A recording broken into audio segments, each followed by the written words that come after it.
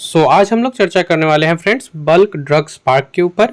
और जैसा कि मैंने आप लोग को बताया था कि 67वीं मेंस, 68वीं प्रीलिम्स और यूपीएससी प्रीलिम्स तीनों के लिए जो मोस्ट इंपॉर्टेंट करंट अफेयर्स होगा उसका मैं चर्चा करूंगा। तो आज हम लोग इसी के ऊपर चर्चा कर रहे हैं।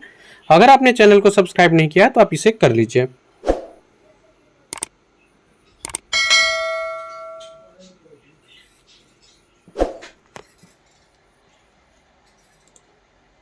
सो फ्रेंड, अब हम लोग बात करते हैं बल्क ड्रग पार्क स्कीम के बारे में। इसके तहत देश में 3 जो है बल्क ड्रग पार्क्स डेवलप किए जाएंगे।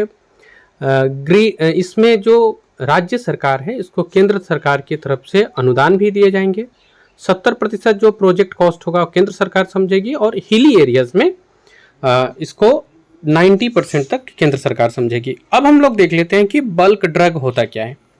बल्क ड्रग एक प्रकार की दवा होती है, एक एक्टिव दवा होती है जो किसी अन्य कारकों के साथ मिलाकर उसका एक उत्पाद बनाया जाता है। फॉर एग्जांपल पैरासीटामोल जो बुखार की दवा है, फिर इसको किसी अन्य उत्पाद के साथ मिलाकर जीरोडोल, पीएसपी इत्यादि इन सब नामों के साथ मार्केट में लाया जाता है। तो वो दवा जो सक्रिय दवा सामग्री होती है, या आप कह सकते हैं कि दूसरे अन्य फार्मा उत्पादों के लिए कच्चे माल के रूप में प्रयोग की जाती है, बल्क ड्रग होता है। भारत में इसके ऊपर जो है वो इसलिए भी महत्व दिया जा रहा है क्योंकि भारतीय औषध उद्योग आकार के आधार पर विश्व में तीसरा सबसे बड़ा उद्योग है। भारत का जो दवा उद्योग है वो आकार के आधार पर विश्व में तीसरा सबसे बड़ा दवा उद्योग है।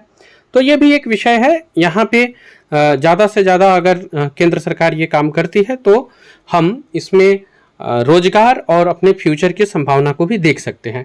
फिलहाल हिमाचल प्रदेश में कल ये घोषणा हुई है। गुजरात और आंध्र प्रदेश 2 अन्य राज्य हैं जहां पे ये ड्रग पार्क्स बन रहे हैं, यानी कि 3 बल्क ड्रग पार्क्स बनाए जा रहे हैं।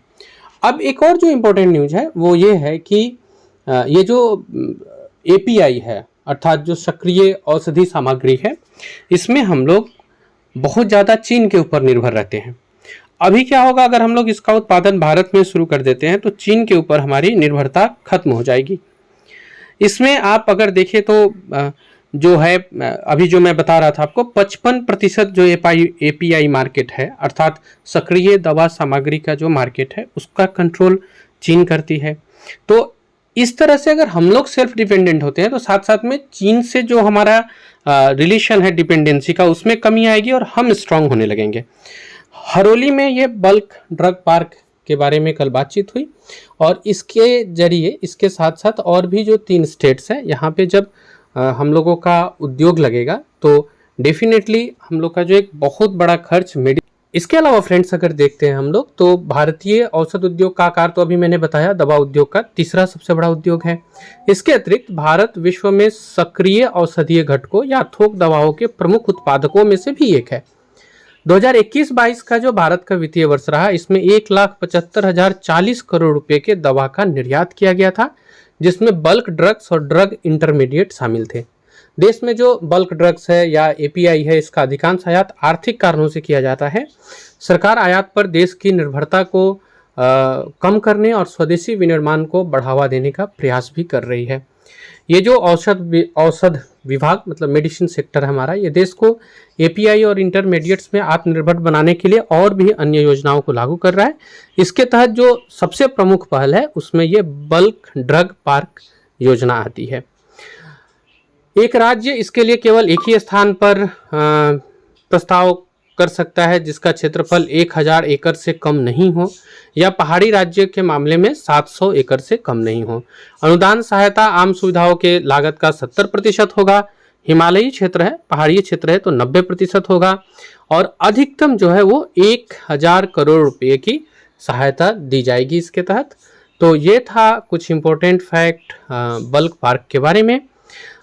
इसको और एक जो फैक्ट है वो आप नोट डाउन कर लेंगे, वो है केंद्रीय रसायन और उर्वरक मंत्रालय द्वारा फार्मा क्षेत्र में भारत को आत्मनिर्भर बनाने के लिए एक विजन जो लाया गया था बल्क ड्रग पार्क्स, ये लाया गया था केंद्रीय रसायन और उर्वरक मंत्रालय द्वारा। फ्रेंड्स, तो ये था आज का टॉपिक। हम लोग ऐसे ही इंपॉर्टेंट टॉपिक के साथ मिलेंगे। आप कोई सुझाव देना चाहे तो दे सकते हैं। आज के लिए इतना ही। Thank you.